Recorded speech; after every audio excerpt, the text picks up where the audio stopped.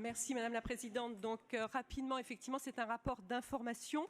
Il nous a paru important quand même de vous informer des travaux que nous avions engagés dans le cadre de cette nouvelle compétence qui vous l'a été dit par le vice-président Stéphane Guiguet et puis par Océane Charret-Godard, qui nous est donnée dans le cadre de la loi pour la liberté de choisir son avenir professionnel, donc du 5 septembre 2018. Et cette loi donc a renforcé en fait le rôle des régions en matière d'orientation, en lui donnant donc une nouvelle compétence vers les élèves, les apprentis, les étudiants, ainsi que leurs familles, donc en leur donnant la responsabilité de l'organisation d'actions d'information sur les métiers, sur les formations, sur aussi la question de la mixité des métiers, l'égalité femmes-hommes, et ainsi que la responsabilité d'élaboration et de diffusion de documents, donc à portée régionale, sur les enseignements, les professions et leurs débouchés.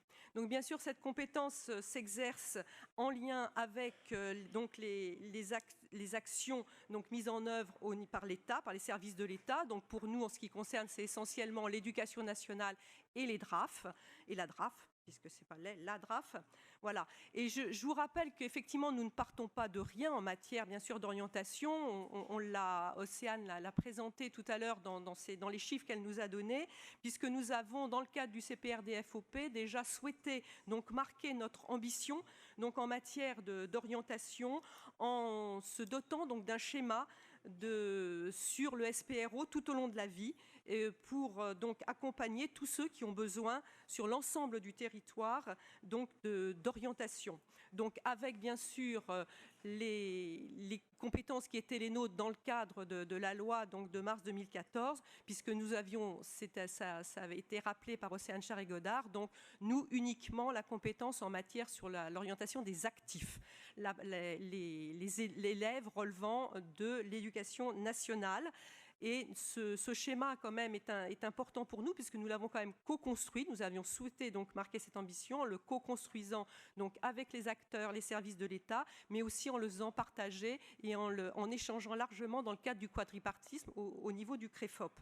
Donc, mais néanmoins, ce que l'on peut constater, c'est qu'on a encore beaucoup de chemin à parcourir en matière d'orientation, puisqu'il faut absolument que l'on accompagne mieux que l'on fait encore aujourd'hui nos jeunes pour construire leur avenir. Donc, juste 3 chiffres. 1 jeune sur 5 déclare qu'il n'a pas eu le choix de son orientation. 1 jeune sur 5. 1 jeune sur 2 qui n'a pas été bien accompagné. 1 sur 2. Et puis aussi des inégalités sociales criantes en matière d'orientation. Je crois que c'est important aussi de se le rappeler dans notre Assemblée. 13% d'ouvriers sortent du supérieur avec un diplôme de Bac plus 5 ou plus. 13%. C'est 1 sur 2 lorsque l'on est sur la famille et cadre. Voilà, donc c'est quand même une inégalité sociale tout à fait criante qui nous convient effectivement d'accompagner. Donc, juste avant de rentrer dans le travail que nous avons conduit, je voudrais juste souligner quand même 3 points. C'est que cette nouvelle compétence régionale ne donne pas, bien sûr, à la région la responsabilité en matière d'orientation scolaire, d'affectation des élèves, qui est toujours de la compétence de l'État. Deuxième point, c'est que cette réforme, elle se fait sans moyens financiers dédiés. Donc avec quand même une petite parenthèse concernant les DRONICEP, donc les directions régionales de l'ONICEP, où un certain nombre de tâches relevaient uniquement pour donc les questions régionales. Et donc, du coup, cela, on aura, et on ne connaît pas encore, quelques ETP qui vont nous être transférés. Donc pas des personnes, mais on aura une enveloppe qui va être donc évaluée en ETP. Et puis, je voulais, 3e point qui est aussi important, c'est que la réforme des CIO n'intervient pas dans cette responsabilité nouvelle, dans cette compétence nouvelle qui nous est donnée. C'est bien sûr, là, il y a une réforme des CIO qui est en cours, mais c'est bien 2 choses parallèles qui se font et il ne faut pas que l'on mélange les 2 choses. Donc je voulais effectivement insister sur ces 3 points. Donc juste revenir un petit peu quand même sur les DRONICEP. Donc la loi donc LCAP, puisque c'est comme ça qu'on l'appelle en abrégé, donc conserve l'ONICEP, donc organisme national donc Et au niveau des DRONISEP, donc un certain nombre de tâches qui étaient effectuées vont revenir concernant donc l'élaboration de documents spécifiques à la région, vont revenir de la compétence de la région. Donc, ce transfert d'ETP sera bien sûr encadré par un décret qui est attendu dans les semaines à venir, et il nous faudra bien sûr organiser une procédure donc en place pour informer et bien sûr recueillir les avis des commissions techniques, que ce soit côté région ou que ce soit côté DRONISEP. Donc, en ce qui concerne la bonne coordination donc, des actions de l'État et de la région, donc, on a pour travailler, on s'appuie donc sur un cadre national de référence. Ce cadre national de référence a été signé il y a un mois tout juste, donc le 28 mai dernier, donc, entre Région de France et le ministre Blanquer. Et dans ce cadre national de référence est joint une convention spécifique que chaque région devra signer et que l'on vous proposera à l'automne vraisemblablement lorsque l'on aura complètement rédigé cette convention. Les enjeux de l'orientation, bien sûr, nous les partageons grandement avec les services de l'État, puisque, je l'ai dit, au niveau du schéma, on a déjà largement travaillé et échangé. Mais je voulais juste rappeler quand même que l'objectif, c'était bien sûr de doter chaque élève de compétences et des connaissances nécessaires à sa prise de décision en matière d'orientation, de lever les freins à la mobilité géographique, de déconstruire un certain nombre de stéréotypes qui sont encore bien présents malheureusement dans bien des cas, et puis renforcer le dialogue donc, avec l'ensemble des acteurs et particulièrement les familles qui sont, comme vous le savez, des prescripteurs très importants dans l'orientation de nos jeunes. Donc, pour faire tout cela, nous avons donc organisé un certain nombre de réunions techniques, et puis une réunion en copil avec les recteurs que nous avons réunis il n'y a pas très longtemps.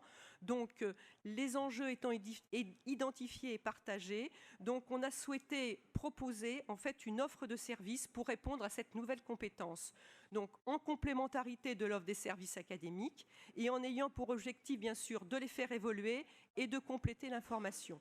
Moi je souhaitais vraiment à ce stade adresser vraiment un grand merci aux services de la région, aux services bien sûr des rectorats et également de la DRAF, mais particulièrement quand même aux services de la région qui se sont investis dans ce travail énorme. Je rappelle qu'on a encore affaire à 2 rectorats qui ne travaillent pas complètement de la même façon sur ces questions-là, et que lorsqu'il est apparu complètement nécessaire donc, et indispensable de faire un travail d'inventaire, eh bien c'est vrai que les services de la région ont vraiment mouillé le maillot, si je puis me permettre cette expression, pour donc faire cet inventaire. Donc juste un chiffre, environ 650 actions ont été recensées. Donc aujourd'hui, donc, on a ce travail d'inventaire qui est fait. Bien sûr, on va rentrer dans une phase d'analyse qui a déjà commencé à être faite. Donc, on va regarder bien sûr les formes qui ont été utilisées et qui sont utilisées sur l'ensemble de la région pour parler d'orientation. Donc, ça va des forums en partant aussi bien sûr de documents, mais aussi de sites dédiés, de visites d'entreprises.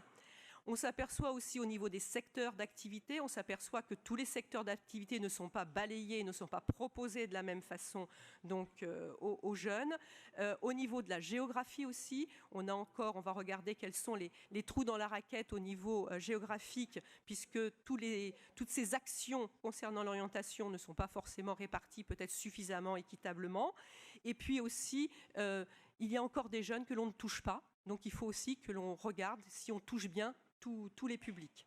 Donc à partir de cet inventaire et de ce travail d'analyse, donc bien sûr l'objectif c'est de construire une offre commune, rénovée, mais aussi que l'on souhaite évolutive. Donc évolutive, bien sûr, on l'a au niveau interne, j'allais dire, au niveau des services de la région et aux services de l'État, mais aussi ce que l'on a souhaité, c'est qu'elle soit évolutive en prenant en compte le souhait des jeunes et des familles, et on a prévu bien sûr une consultation citoyenne des usagers, ça nous a paru indispensable.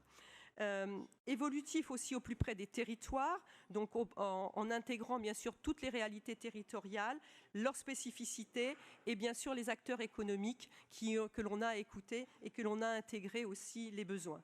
Et puis, bien sûr, cette offre, on la veut la partager, donc dès la rentrée, elle sera consultable par l'ensemble des chefs d'établissement. Et notre souhait, c'est bien sûr de la rendre plus conviviale, puisque aujourd'hui, elle est sous forme d'un grand tableau Excel, pour résumer, mais on la souhaite d'avoir un outil numérique qui sera beaucoup plus convivial et que l'on puisse consulter aussi plus facilement avec des clés d'entrée. Donc pour l'avenir, on a aussi déjà émis néanmoins quelques pistes, puisqu'on ne veut pas rester à un simple inventaire statique. Donc ce que l'on souhaite, les axes sur lesquels on souhaite travailler, c'est bien sûr de pouvoir, pour donner les mêmes chances à tous d'observer les métiers, c'est de pouvoir mettre en place un réseau d'entreprises accueillantes. Ça, c'est un point important, pas facile, mais qui nous paraît indispensable. Pour un accès aussi équitable territorialement, il nous faut aussi qu'on réfléchisse et qu'on pense à comment prendre en charge ou pas, ou de quelle façon rendre les jeunes plus mobiles vers des actions ou des manifestations qui seront dédiées. Et puis, en matière aussi de stéréotypes, pour que on n'ait pas des filières ni stéréotypées ni idéalisées, c'est aussi que l'on ait des actions style, on a eu des actions qui s'appellent Rejoins le côté pro, et puis aussi tout ce qui est connaissance des métiers. Avec les Olympiades des métiers, on a vu qu'on pouvait toucher directement et plus facilement les jeunes lorsque l'on leur montre et qu'on a un côté vraiment de démonstration des métiers. Voilà ce que je souhaitais rapidement présenter, où nous en sommes en matière donc de cette nouvelle compétence d'orientation.